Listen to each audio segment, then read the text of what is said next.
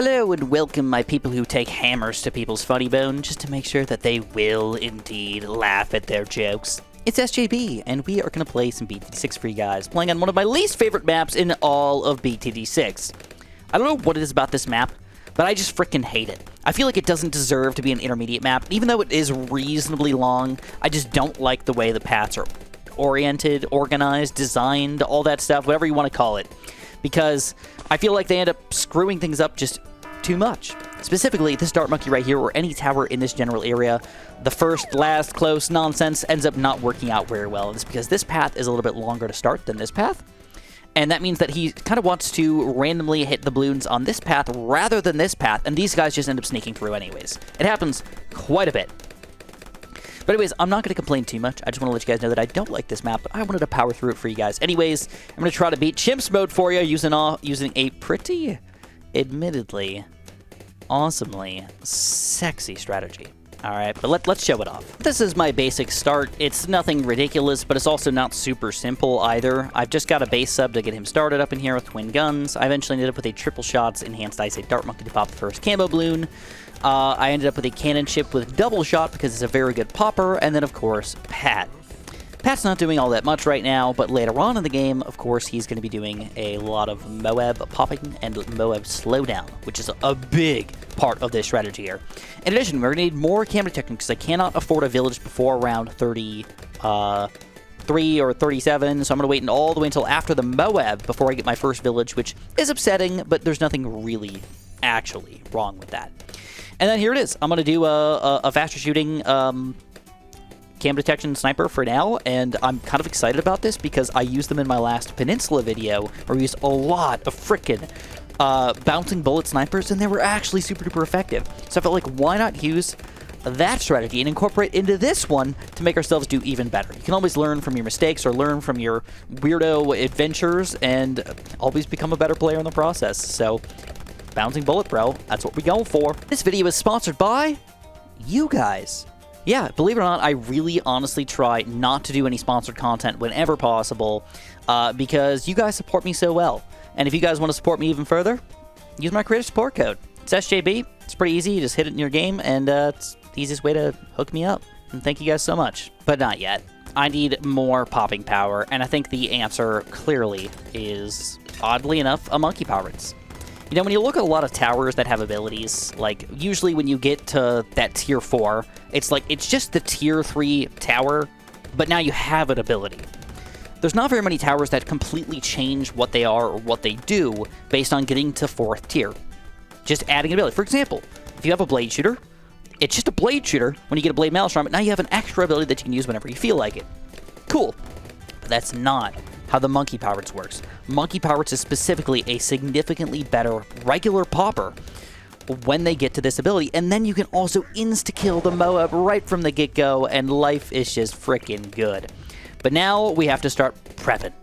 Alright, here we go. Here is our village, and what we want to do is we want to keep the village as far over to the right as we possibly can while still incorporating every tower that we currently have on the screen right now. This is sort of pre-planned, but not 100%. Like, normally, this is kind of a weird sniper spot, but, like, if I was going to build a village there, it just kind of makes sense to make sure he's in range of the village, get some extra popping power up in here.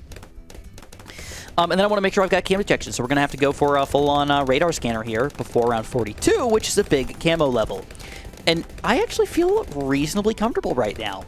Like, nothing ridiculous is probably going to happen to us for the next few rounds, so let's just chill out for a little while and hopefully save up for a couple of cool towers here, like bouncing bullets and stuff. I kind of wanted to just show off my defense against round 49.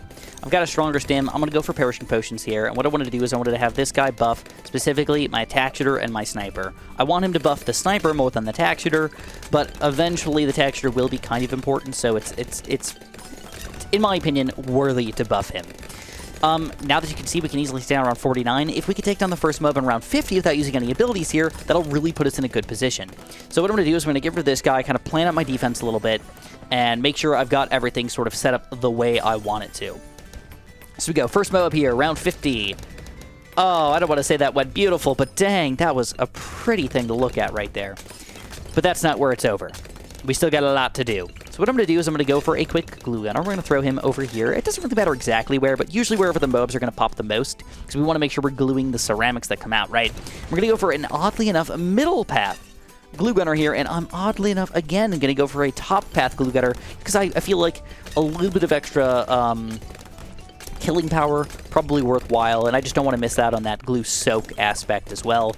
I want to glue through every single frickin' layer that I can, dude. And I think we stalled for a little while. This is round 54. You can see things are going down pretty easily. No major issues. The one thing that I do want to make sure I do is I get another alchemist here, and I want to buff both my monkey pirates in Pat, so we're going to go for one more of these stronger stims, again with the perishing potions here, and I think I want to get one more upgrade. I want to get a glue strike here, which is kind of a weird tower, but I'll show you why I want to get that guy, and then we coast for a long time. We're going to have to save up some big money here and go for our first 5th tier tower after that, saving up through the mid-60s.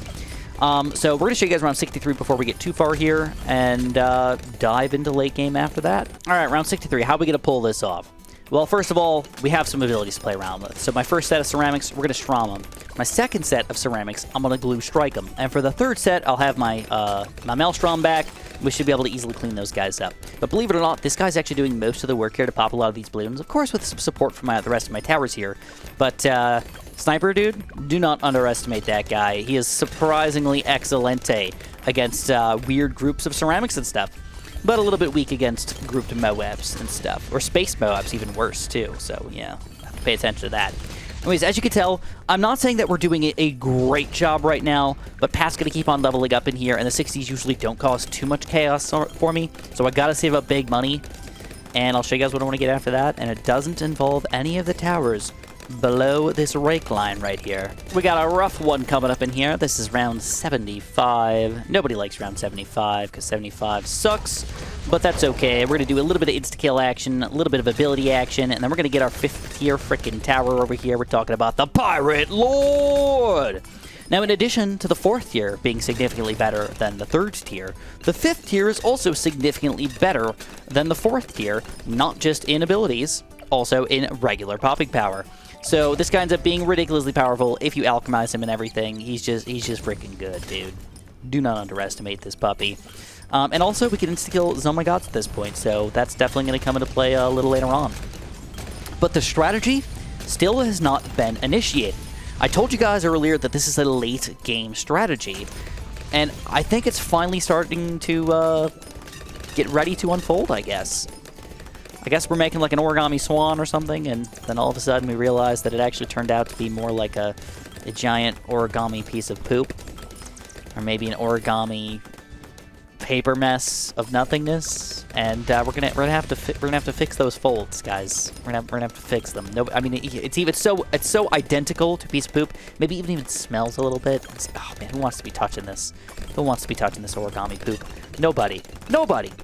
So let's not touch that, and let's make some cool stuff happen. Coolio, it's time. So this is the first Oh My God. We're just going to insta-kill it when we get our ability back. I just used it again on round 79, and now I've got my Super Maelstrom ready to go. So you're going to see, once we get to 80+, balloons change completely. So we're going to have to decide what do we want to do about these changed up balloons. Well, first of all, don't feel bad about using a glue strike here and there if you want to, but it's usually designed more for ceramics. On the other hand, Super Maelstroms are designed for whatever the heck you want them to be designed for. The later on you get, the more Super Ceramics end up being more problems for this guy, but overall he's pretty much solid across the board here, and his ability cooldown comes back super quick, so you can use it, I don't want to say infinite times, but like a lot. But of course, we've got to start buffing these guys. We're going to primary training and primary mentoring. I've got a lot of primary monkeys. I don't know if you guys noticed. I got a glue. Oh, he's not a primary monkey. I got a glue, and I got a Super Maelstrom. And soon, we're going to be going for our Ice Tower play. Ooh, fancy. Yeah. I'm kind of actually excited about this. We're going to be going for frickin' Ice Tower nearer to the bottom of the map, but this guy's range is going to be so big, it should affect almost all of this, I think. It gets pretty huge once you actually get everything combined together. All right, here's our next big setup. So the reason why this strategy actually ends up working. All right, once you get a couple abilities on the screen, and this is something that's sort of weird, but you can definitely notice about the game as you play through it more and more, you either go for a lot of abilities or for very few abilities. It's very rare where you're going to go for just a couple abilities just to kind of like keep you in the game. The more abilities you kind of combine together, the more effective they usually are. So I've got my Super Maelstrom here, and I want to make sure that he's obviously activated as much as he possibly can be, but he's close to the bottom of the map, so you usually have to wait for the Bloons to get down closer to the bottom. In the meantime, you could just use Glue Storm to make everybody else basically on the entirety of the screen here do more damage. Now look how long this thing lasts for, too. You know she's loving how long this thing lasts, all right? I can tell you that much. You only have a small refraction period here where you can't do anything after that, you know? It's a few seconds at most, and then you're back in the action, ready to go again. All right? And keep on going over and over and over again, and then you can go at it, and you can get the other guy to have a turn too, right? So that's the power. That's the power of cooldowns. But we can make it better. We can slow the Bloons down even further. We can get more abilities that just keep the Bloons on the screen for a little longer, giving us more time to get those abilities back, and more time to just use those abilities up. Heck to the yeah, girl. So I'm going to go for it. I'm going all the way up to an absolute 0 here, in combination with my Glue Storm, in combination with my Super Maelstrom, to create, I don't want to call it the perfect strategy, but a pretty gosh darn good frickin' strategy. Now, you might be thinking, DDTs, Chris, this has got to be an issue for you. Like, what are you going to do against these guys? Can you pull off anything weird or crazy, or like what kind of towers do we have to build to make sure that this is going to go down? Well, for round 90, nothing. All right, we insta-kill them all. That's the power of the Pirate Lord. 3 DDT insta-kills with a single ability. But the future rounds will also not be an issue for us. Super Maelstroms are super duper good against DDTs. This guy does a lot of stunning power against DDTs. Pirate Lord's also pretty good against DDTs. And this makes DDTs get a ton of extra damage to them automatically. So, like, seriously, DDTs are not going to be the issue. It's more about the regular Bloons. Believe it or not, they're going to be the issue. Or even just Moab class Bloons in general, they're going to be the issue. So if we can't take these Moab class Bloons down properly, we might actually have some decent issues here. All right. Check this out, though. Round 92 goes down. Now we got round 93 here. We're going to start off with an early Glue Storm, and check this out. I'm going to use, I think, no other abilities. Probably just a Glue Storm here. Let's see what happens. Just a Glue Storm. I'm gonna Maelstrom. That was a little scarier than I'd like it to be. It didn't go super fantastic, I'll be straight with you. But I got a lot of other abilities to play around with as well, so hopefully round 95 won't be that big of a deal. And by that point, we'll have an absolute 0, too, to add into the mess here. All right, check this out. We just got an absolute 0. I'm just going to use Pat's ability here. It's not, like, super well-timed or anything, but round 95 we'll get all of our abilities back anyways, so we can just use up these abilities as much as we want to. Just gotta play around with them, toy around with them, and just use them up, you know? Like, look at this. Look at this. Holy crap. Use them all, Chris! You can even insta-kill these guys, but we'll wait. But now we've got an absolute 0. I want to show you guys the larger radius, though. Check this out. Ba-bam! It doesn't seem like that big of a difference, but now we've got this entire area right here that we can glue, we can ice, and then everything near the back of the map here is just totally getting glued the crap out of. Or slowed the crap out of. Or something the crap out of it. Alright, it's time. We gotta use our abilities, but we have to use them somewhat smartly. Okay, not smart, smartly. So what we're gonna do is we're gonna start with the glue. It's gonna last pretty much the entire time one of these abilities. Gonna see, now that we got Pat actually doing a good amount of work here, things aren't too shabby. And now we go for the Strom once we get to the Moabs kind of overwhelming us a little bit here. And we're going to follow up with the last Pat ability to clean it all up and confirm everything will indeed die. And DDTs, not too shabby, bro. Not too shabby.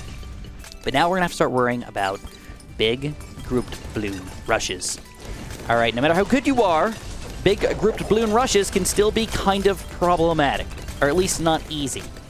So one thing I want to do is I want to make sure that I don't forget I've got to get something to pop the bad Bloon. Right now, none of these guys are good against the bad Bloon. You might have noticed that already. You might just now have realized it as I stated that exact thing. But we have to pay attention to that, and that's why I have the submarine here. It's been around the entire freaking game, just kind of chilling there, and now it's finally time to take him into to an action play. An action plan. So let's go for another ability here, another couple abilities. Let's use them all. Why the heck not? 97 shouldn't be too bad for us. Use them all, bro. And I still haven't even been using my Ice Slowdown just yet. Maybe later we will, but for now we haven't really been using it all that much. And it's time. Here we go. First strike capability. This is going to be very important for the bad. Very, very important for the bad, though. All right, let's go for an insta-kill to start this off. And then I don't think this is going to be a major issue, so we're just going to go like... I'm going to use dough abilities, I think. Just see what happens. All right, I'm gonna glue. I'm just a little afraid here. It's kind of sucktastic to deal with that, but... What I'm going to do is I'm going to go for early insta-kill, and we're going to go for another Ice Tower play here to start off. I'm actually going to first strike as well, just to kind of get these guys donezo for a little while. And we're going to kind of wait for our abilities to come back here before things to start actually sneaking through. Now, I don't have that much money, so I really can't do anything too crazy at this point as far as money is concerned. So we really just have to use our abilities properly. So let's go for another glue. I'm going to go for Pat's ability here. A little on the early side, and now while that's activated, we're going to go for our Strom. All right, it's going pretty well overall. Let's get some insta-kill action up in here, and I'm going to try to keep the freeze, if at all possible, for round 99, because I think that will definitely be important for us. I don't want to use it right at the very end of a round, because that could just really screw you over. But if I have to, I will. I just don't want to. All right, going decent. Looks like I got to use that frickin' freeze. And I got to use the Strom. No, I did not want to do that at all. And even with the Strom, dude, we're actually struggling a little bit here. Lucky that actually lasts a pretty good amount of time here, and we're going to get most of our abilities back. So, at the very least, we get insta-kill 3 of these guys automatically. So we're going to go 1, 2, 3, insta-kill, and glue it all. Little hammer to get the Strom back. Nice. We'll keep everything else for around 100. Yeah. That did not go great, but not horrible. And it looks like, I don't know where I'm going to put it. We're going to get one of these guys. We're going to first strike this guy to start off. All right. Now the question is, do we want to try to first strike it to actually kill it in its entirety? Or do we just try to pop it at this point? And I think I just want to try to pop it. You know? I got this guy, so we can insta-kill some crap here too. All right, let's go glue. Let's wait on this spike storm here. Kablamo. Wait until he gets on top of us. Beautiful, beautiful to watch. Get Pat all over the place. Let's get that Strom action. That's not a low amount of damage there, and all we got to do is clean up 2s on my gods to finish off the day here. And we got to freeze and everything, bro. Oh, yes! And there it is! We've done it! We've got the Insta-Monkey, and everything is just looking so beautiful over here. 1.45 million pops, though, from this Pirate Lord. Wow, that is actually way more ridiculous than I thought it was going to be. If you guys enjoyed this wonderful video, make sure you press that like button for me. Make sure you subscribe, and of course, have a super duper delicious day.